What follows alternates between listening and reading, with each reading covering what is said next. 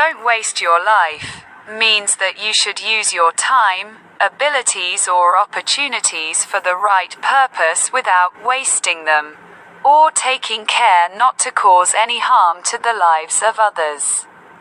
If you love life, it is important to use it instead of wasting it, because time and life complement each other.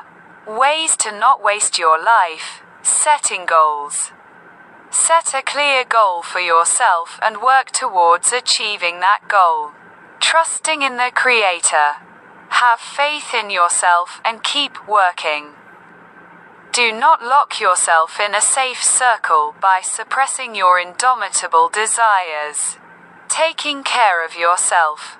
Take care of your physical and mental health. Give enough time to your work and yourself. Using time for the right purpose. Use it instead of wasting time, because time is made of life. For example, if you want to do something good, try it, because wasting time means wasting life. Not harming others. You should take care that you do not harm the life of another person. Reasons for: don't ruin anyone's life. Humanity.